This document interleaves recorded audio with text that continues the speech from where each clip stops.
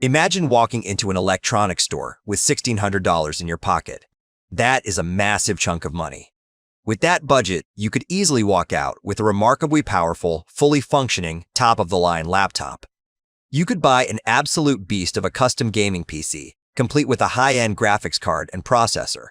Or, if you wanted pure visual real estate, you could buy a massive, jaw-dropping 75-inch smart television with quantum dot technology, local dimming, and an integrated audio system that takes up half your living room wall.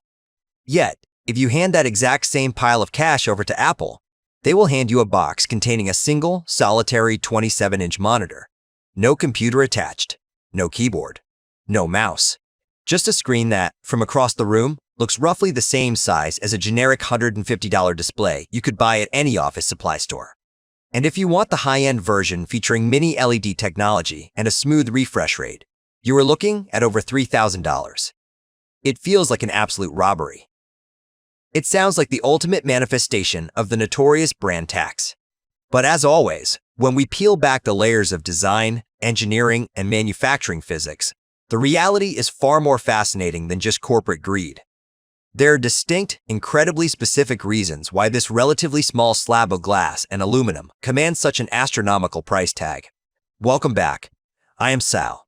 And today we are going to look past the marketing hype and break down the brutal economics, hidden hardware, and secret OS limitations that explain exactly why the Apple Studio display is so fiercely expensive for its size. To understand the price of this display, we first have to talk about a hidden war that has been raging between operating systems for over a decade. It is a war fought over pixels, and it is the single biggest reason why Apple had to build this monitor in the first place. It all comes down to a concept called pixel density, measured in pixels per inch, or PPI.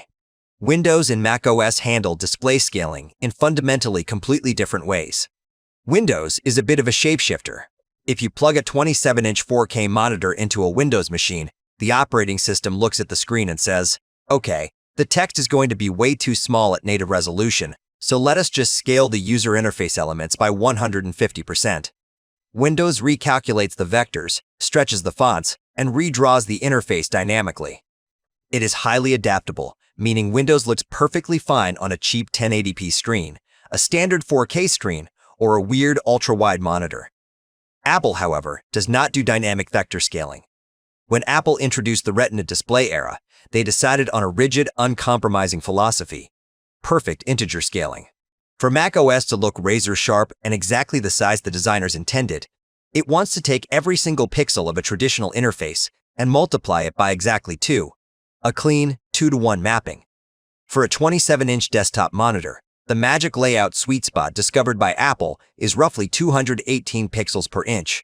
If you hit that exact pixel density, a 2-times scaling factor yields a gorgeous, perfectly proportioned workspace where text looks like it was printed on physical paper with fine ink. Now, look at the monitor market today. It is absolutely flooded with 27-inch 4K displays.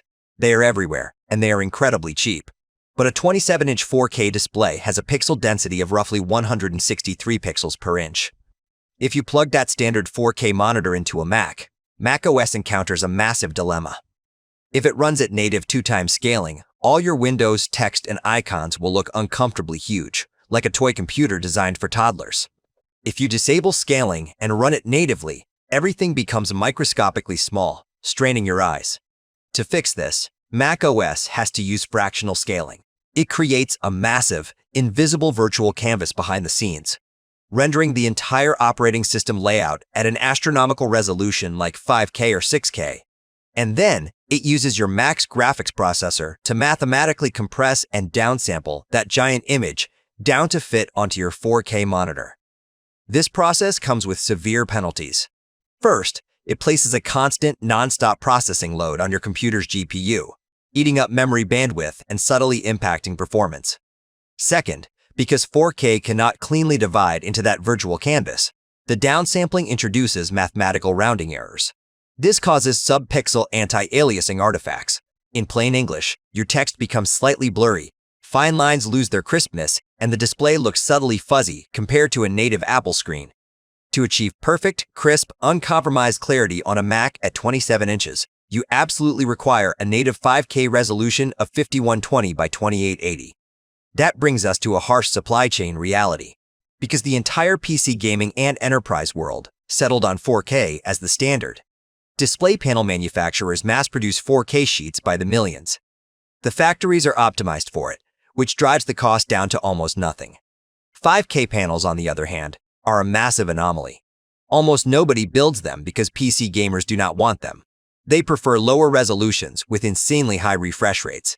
Therefore, Apple is one of the only companies ordering 27-inch 5K glass.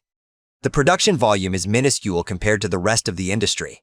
When manufacturing volume is low, the cost per unit skyrockets. You are paying a massive premium simply because Apple refused to compromise on the strict pixel density requirements of their operating system. When you buy a standard monitor from a brand like Dell, LG, or Asus, you are buying a passive device. It is essentially a dumb panel wrapped in plastic. It takes a video signal from your computer, passes it through a basic controller board, and lights up the pixels. The Apple Studio display is fundamentally different. It is not just a passive monitor. It is quite literally an entire smartphone crammed inside a display chassis. If you were to tear open the aluminum housing of the Studio display, you would find a fully realized logic board featuring a dedicated Apple Silicon system on a chip. The second-generation models boast an exceptionally powerful A19 processor paired with a staggering 128 gigabytes of internal flash storage. Think about that for a moment. This monitor has more processing power and internal storage than the computers that guided astronauts to the moon, and more storage than many budget laptops sold today. Why on earth does a monitor need its own independent brain and storage? Because Apple offloads intense multimedia processing from your computer directly into the screen itself. Consider the connectivity. With the integration of Thunderbolt 5, the display has to manage immense pipelines of bidirectional data. It is handling ultra-high-resolution video streams, high-speed data pass through to its rear ports, and delivering up to 140 watts of power back to charge your laptop, all through a single cable.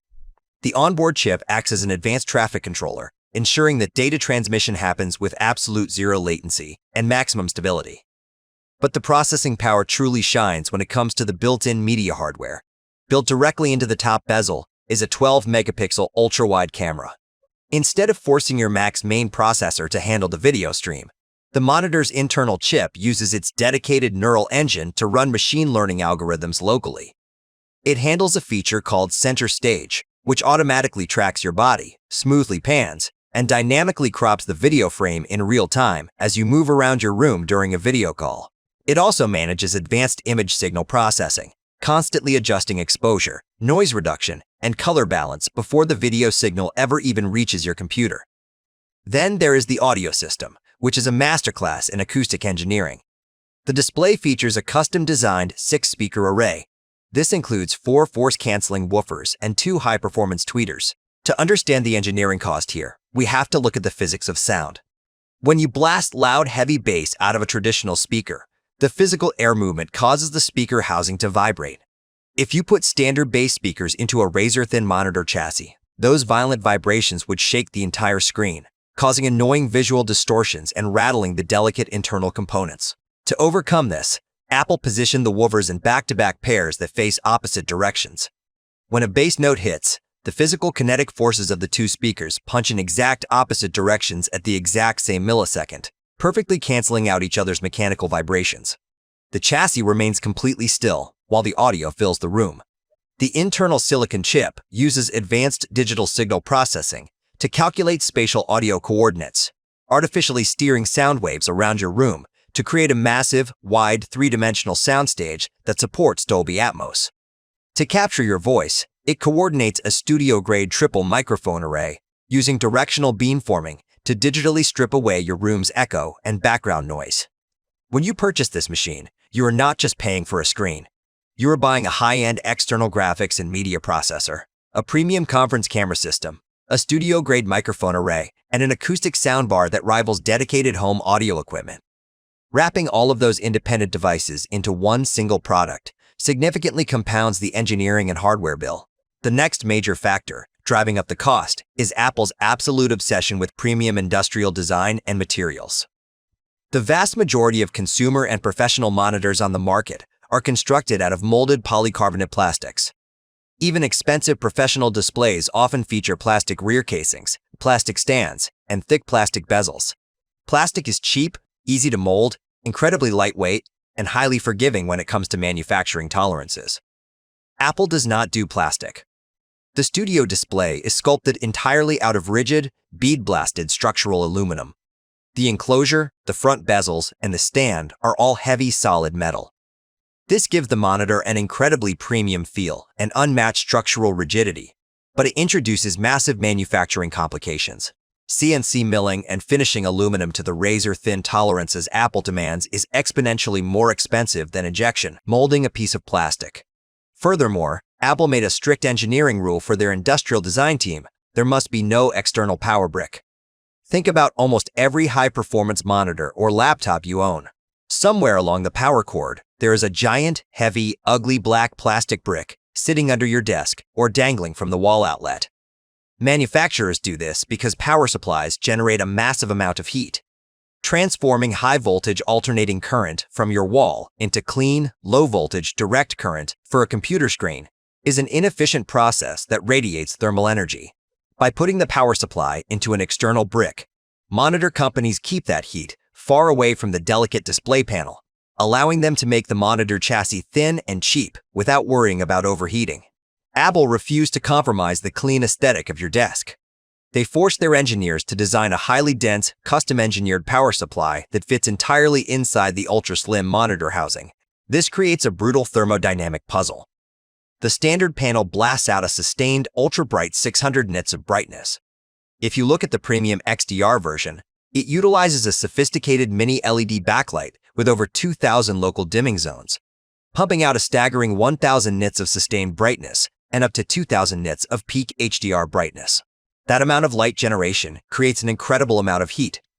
Combine that with an internal smartphone processor running hot, and an internal power supply generating its own thermal energy, all trapped inside a sealed aluminum box with no noisy cooling fans.